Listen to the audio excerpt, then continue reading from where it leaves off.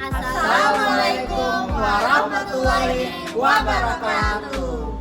Perkenalkan, nama saya Afdatul Harsadan dengan NIM akhir 49. Perkenalkan, nama saya Raida Nabila dengan akhiran NIM 57. Nama saya Indriana Diasa Putri dengan NIM akhir 53. Saya Novel Barosai dengan NIM akhir 13. Kami dari kelompok 14 ingin menyampaikan sebuah tugas kuliah dengan topik mesin panas dan pendingin dalam metabolisme dan pengaturan suhu tubuh.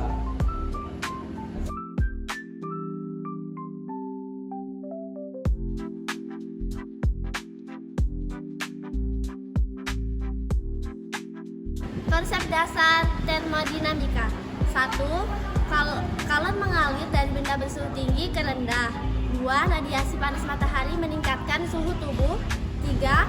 AC menurunkan suhu udara sehingga mempercepat pelepasan panas tubuh. 4. Tubuh selalu berusaha mempertahankan suhu sekitar 36,5 sampai 37,5 derajat Celcius. Tubuh sebagai mesin panas atau heat engine. 1. Makanan yang masuk ke tubuh diolah melalui proses metabolisme. Kedua, proses metabolisme menghasilkan beberapa bentuk energi, seperti energi mekanik atau gerakan otot, energi listrik atau impuls saraf. Ketiga, kalori sebagai produk sampingan utama. Keempat, seperti mesin panas, efisiensi tubuh tidak 100% sehingga sebagian energi terbuang sebagai panas. Kelima, panas yang dihasilkan membantu menjaga tubuh atau suhu tubuh tetap stabil. Selanjutnya, metabolisme sebagai sumber kalor. Yang pertama, metabolisme basal itu menghasilkan panas meski tubuh kita itu diam. Selanjutnya, saat beraktivitas fisik ataupun saat tubuh kita kepanasan, metabolisme kita tuh bisa meningkat. Pada ilustrasi di samping ini menggambarkan pada saat kita di bawah sinar matahari, metabolisme kita itu bisa meningkat. Fungsinya itu untuk mengatasi stres panas pada tubuh kita. Dan pada ilustrasi yang kedua, pada saat kita di bawah AC, metabolisme kita tuh dapat naik yang fungsinya tuh untuk mempertahankan suhu atau menggigil ringan. Contoh pertama, pada saat tubuh kita di bawah sinar matahari, kira-kira mekanisme fisika yang dapat terjadi. Yang pertama, radiasi matahari itu mengenai kulit kita, kemudian diserap dan kemudian menaikkan suhu tubuh kita. Yang kedua, konduksi dan konveksi dapat menambah panas jika udara sekitar panas. Yang ketiga, tubuh kita beresiko overheating jika panas masuk lebih cepat daripada panas yang keluar. Respon tubuh kita, yang pertama ada vasodilatasi, yang kedua berkeringat, yang ketiga napas cepat. Contoh 2 yaitu tubuh di bawah AC. Mekanisme fisika yang terjadi, yang pertama, udara dingin dari AC menyerap panas tubuh melalui konveksi, yaitu udara dingin menyapu kulit. Yang ketiga ada konduksi, kontak dengan udara dingin. Selanjutnya ada radiasi, perbedaan suhu antara tubuh dan lingkungan. Dan sekarang kita masuk ke respon tubuh. Yang pertama ada vasokonstriksi atau mempertahankan panas inti. Selanjutnya ada terjadi stivering atau menggigil jika terlalu dingin atau bisa menghasilkan panas juga. Yang ketiga ada mengurangi produksi keringat karena tidak butuh pendingin. Kita masuk ke dalam sistem pendingin tubuh. Ketika panas, misalnya kita berada di bawah sinar matahari, tubuh kita akan menghasilkan evaporasi keringat atau menyerap panas.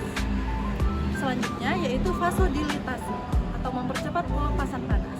Dan ketika dingin, misalnya kita berada di bawah AC, tubuh kita akan menghasilkan vasokonstriksi, yaitu mengurangi kehilangan panas sehingga terjadinya perubahan suhu dan menghasilkan stivering atau otot kita menghasilkan panas tambahan. Seperti yang ada di ilustrasi sebelah sini.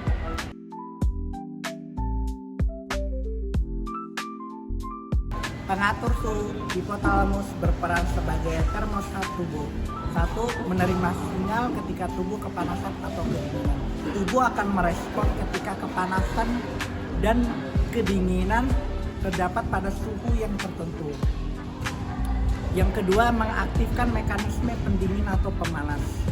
Tubuh akan mengaktifkan merupakan sebuah mekanisme ketika merasa kepanasan atau kedinginan pada kondisi suhu tertentu. Yang ketiga, bekerja otomatis menjaga suhu tetap stabil. Tubuh akan bekerja secara otomatis ketika batas suhu menerima panas atau dingin mencapai batas maksimal. Hubungan dengan hukum termodinamika. Hukum yang pertama, energi panas dan metabolisme terus dipertukarkan dengan lingkungan yang tidak dapat menyebabkan hilang energi tersebut.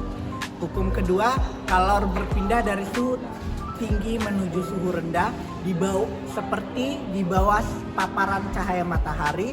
Panas masuk ke tubuh dan ketika berada di bawah ruangan yang ber-AC, panas tersebut akan keluar dari tubuh. Entropi, tubuh memerlukan energi untuk mempertahankan ketertiban atau homeostasis suhu. Setelah analisis yang telah kami lakukan melalui PPT tersebut, kami dapat mengambil kesimpulan, yakni tubuh manusia bekerja seperti mesin panas yang menghasilkan energi dan panas dari metabolisme.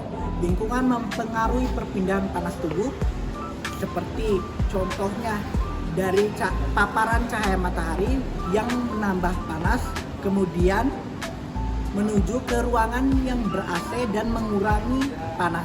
Tubuh memiliki mekanisme otomatis untuk mempertahankan suhu agar tetap ideal. Prinsip fisika termodinamika menjelaskan cara tubuh mengelola panas.